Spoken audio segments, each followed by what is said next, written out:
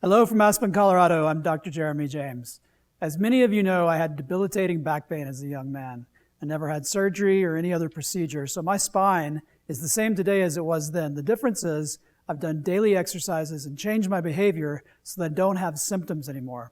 This next routine that we're about to go through is the one that I do most days of the week, and if I stay committed and stay disciplined, I'm just fine, symptom-free, and I can do anything I want.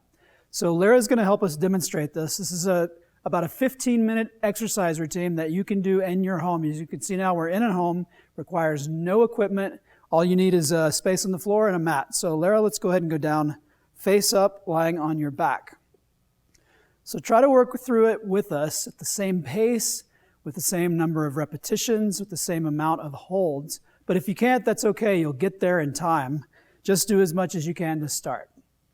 So we're going to start with a few mobility movements and exercises. First, before we get into the strength training, the first thing we're going to do is just stretch out the back of the hip or the glutes. So this is a glute stretch. We're going to cross one leg over the other, grab the leg that's staying straight and use it as a lever to stretch out the hip. We're going to hold for 15 seconds. Breathe. We want a moderate stretch, so it's not super intense, but you should feel it. In this case, it's Lara's right hip that's being stretched out. 3, 2, 1. Put it down. Switch places. And now she's stretching out her left hip. 15 seconds. Make sure you're breathing. A moderate stretch in the left hip. Great. 3, 2, 1, and down. And now we're going to start by engaging our core and getting some work going in our core. This is called dying bug. So we're going to bring our legs up to tabletop and our arms up as well. We're going to brace our core so that our back stays still. Lara's found her neutral spine, and then we're going to extend the right leg and the left arm, focusing on keeping the back totally still. Good. Alternate, nice and slow, maintaining neutral spine. We want to make sure the back's not moving, wobbling, and especially not hurting. We're going to do 10 repetitions. If you find this is hurting, stop, reset, try it again. If it still hurts, you're not ready for this, go back to the basics. She's maintaining a normal breathing rate, good contraction in the abdominal wall. Is that about 7 reps? Yep. Great, we'll do 3 more. 8, 9, 1 more. Keeping neutral spine. Very good. Bring it back in, feet back flat. Great, you can relax your arms. Now let's straighten out your right leg. This next one is called a dynamic hamstring stretch. Our limiting factor here is how far we can raise our leg without moving our backs. And Lara actually has really good range of motion. She can do this quite well. You may not get that high. That's okay. Your range of motion will improve in time. So she's found neutral spine, locked her core in to keep that in place. We're going to do 10 repetitions with each leg. Very good, nice and slow. So I'm going to put my hand under her back to feel for any movement, and I don't feel any. If you're wondering about yourself, stick your hand back there. You shouldn't feel your back smashing into your hand. 10 repetitions, maintaining a nice breathing rate, and you should feel a gentle stretch in the hamstring. You're also going to feel the muscles in your core and your thigh working. About 3 more.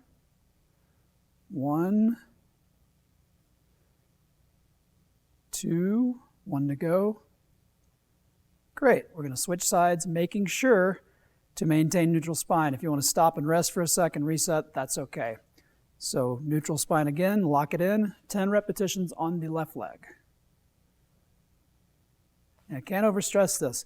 Don't get more range of motion by flattening your back. Keep your back still, only come up as high as you can without moving your back. And again, she has great range of motion. Most of you are not going to get there your first time. That's 5 to go. 6, 7. She's doing a great job of keeping neutral spine. 2 more. 9. Great, let's bend the knees again. This next one is an advanced version of bridge. It's the one-legged bridge. So as usual with bridge, we're going to get on our heels with toes up. Remember with bridge, we never want to articulate the spine. So it's very common in Pilates and yoga for teachers to tell you to roll up one vertebrae at a time. We do not want to do that. We're trying to build stability in the spine. So she's found neutral spine, engaged her core. her axis of movement is going to be in her hips. So if you want to put your hands and feel those hip bones in there, and you can think about that as being where you're going to pivot. So brace, squeeze the muscles in your buttocks, and then lift your pelvis with those muscles. Come on up, lock it in, and then extend one leg. Hold, keeping the thighs parallel for 5 seconds. Bring that leg back in, extend the other leg, hold for 5 seconds. Bring it back in. We'll go all the way down, catch our breaths, reset. We're going to do that one more time. So brace, come up into bridge, lock everything down, extend one leg at the knee, keeping the thighs parallel. Breathing. Bring it down, extend the other leg, hold for 5 seconds. Bring it in and go down. Good. Now let's relax our backs for a sec by doing knee to chest. So we're just going to bring those knees in, breathe. We're going to hold for 15 seconds. We should feel a gentle stretch in the low back. If this feels good, great, do it. If this hurts your back, skip this one. Nice and slow. 3, 2, 1. Very good. Let's bring it down. These are the most fundamental, important exercises for your back. I can promise you, if you're disciplined about this stuff, it's almost positive that you're going to feel so much better, you're going to move better, you're going to be happy. Change comes with commitment. Stick with this stuff. It's so important. Never miss the latest videos from your Dr. Design fitness experts. Subscribe now.